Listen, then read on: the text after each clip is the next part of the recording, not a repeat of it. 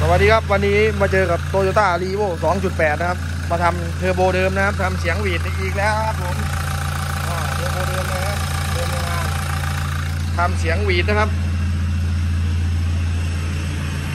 เสียงหวานๆเลยครับเบิ้ลจะร้อยเหมือนเดิม